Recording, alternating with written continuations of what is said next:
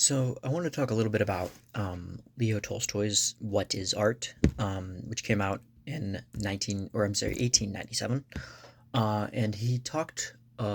He gave kind of a essay like, or an extended kind of long essay like um, opinion on what he and his evaluations and his assessment on what art was in his eyes. And he tried to also be kind of cite different things and examples and from philosophy, culture, and obviously art. And yeah, this was a big time for. This was right around the time of like Tolstoy later in life, and obviously, famously, he had a midlife crisis as well, which led him to. Um, Part of that I think led to him to pen the Confession, which is also like a really like profound piece of work that in and of itself just kind of transcends like just everything, like basically hits like basically it's like almost like a punch in the gut, but also kind of a hug, as an embrace as well, because it's like he's going all out and just like asking like what is the point of any of this. Like I'd like to review this later, but he did do something or ask a few significant questions that most people have, like what, why are we here, like is there an afterlife. And he, because of his aristocratic, he was a count, the Count Tolstoy, Lev Nikolaevich Tolstoy.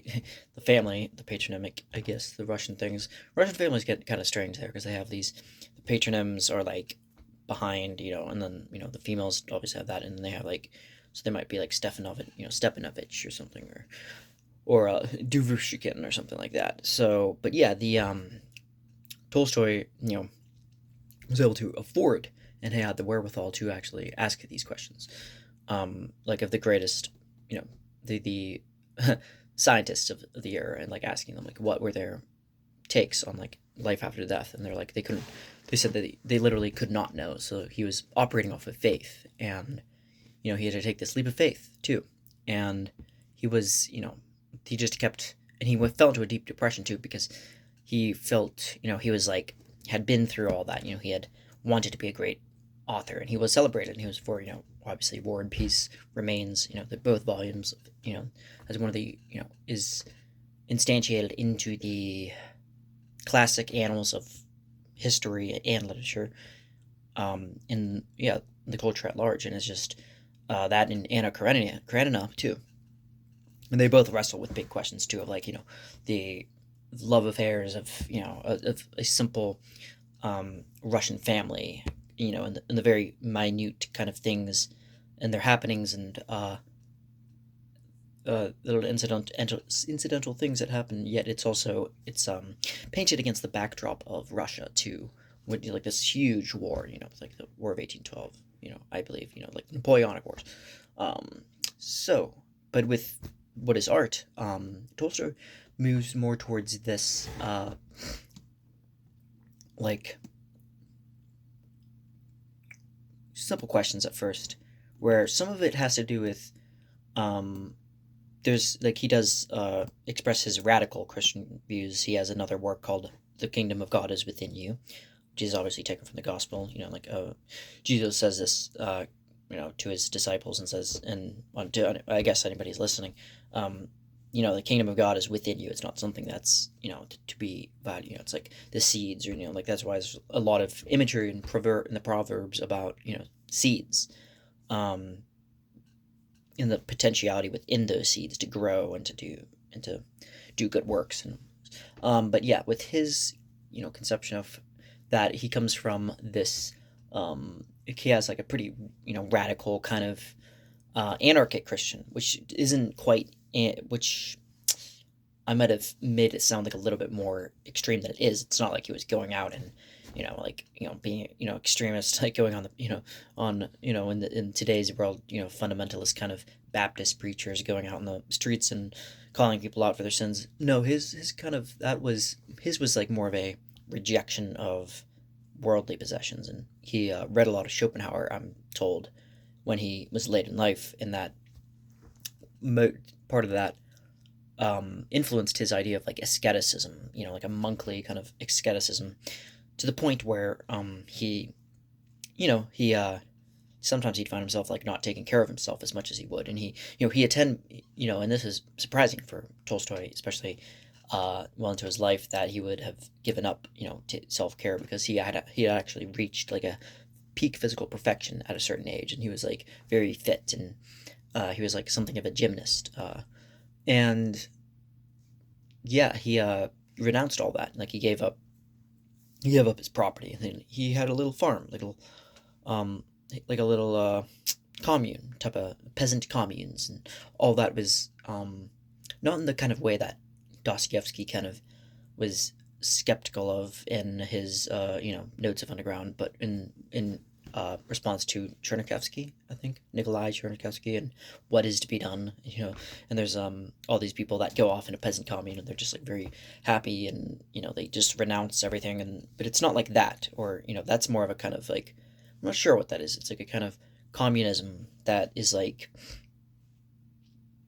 more, but it entrusts people with, you know, I guess the onus is for them to take care of one another freely. But this is, I think Tolstoy is more, um, he's more, drawn to this idea of just taking care of one's neighbor, yes, but also nothing in excess, like everything is just completely like, so interesting thing about this is that he had different versions of what art is, and one of them was, Christian art, and that's kind of, he he gave, like, I think Les Mis and uh, Dostoevsky's The House of the Dead, and things like Harriet's.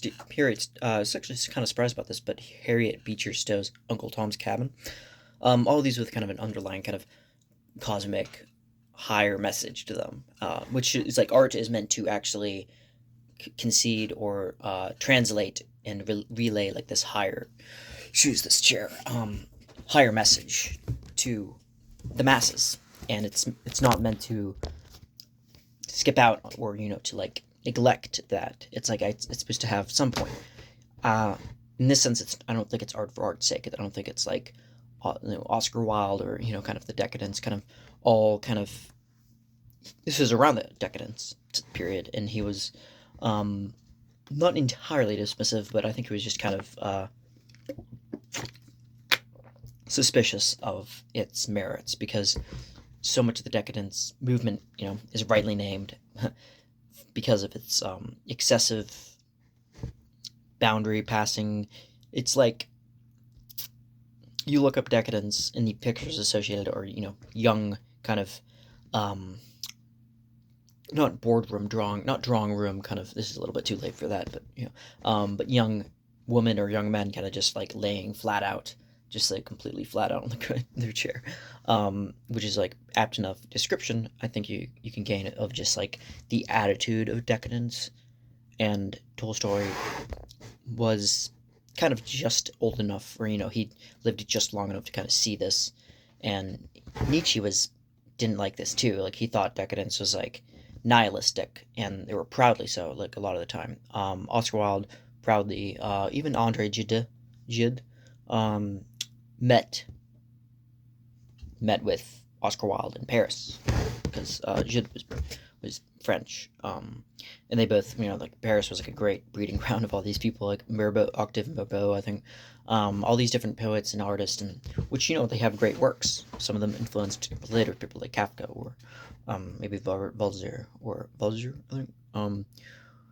Some of them, like French symbolists, like had something else to say, like some underlying thing. And then there's the naturalist too, which coming around too, with like Zola, or the artists like Paul Cézanne, and like all these people different are so not against each other, but kind of working kind of separately, doing their own thing. All this happening is kind of happening at the same time, and it's interesting because this is coming from Tolstoy, a realist, more of a realist of just like showing life as it is, and then amongst a backdrop of like Russia or the world, or particularly Russia though.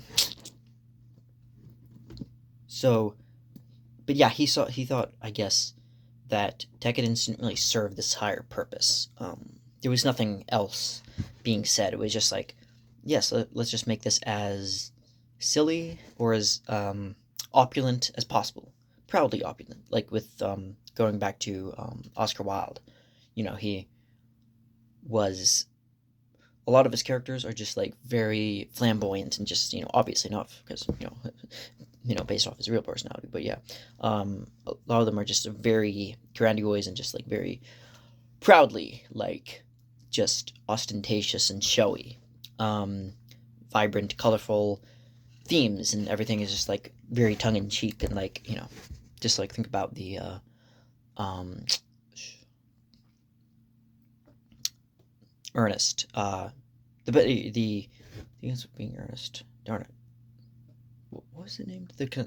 I'm totally blanking here. I don't know why. This the pleasures of being earnest. Darn, I'm totally burning. The earnest one, the one it's like the feelings of being earnest.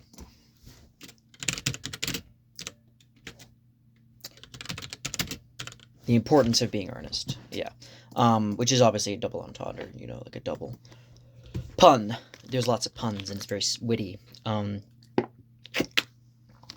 But I think Tolstoy sees all this and he's like, let's go back to like basics and try to like see like what are we saying here? Like what are we like? What do you take away from this? Because if you say art is just like, oh well, art for its own sake, or art imitates life, like Wilde said in one of his own essays, like you're really, is it really saying, these things have any, it's like a chicken and egg kind of situation of like, are these artistic concepts that are weighed against each other, that do they really have something higher to say, or are you just gonna, or is everybody just gonna do it and then we enjoy ourselves, live, die, and pass on our legacies to other people to kind of either refer to or be inspired by partially, um, with other derivations. But then he also talked about Pushkin because he was like talking about how he was like kind of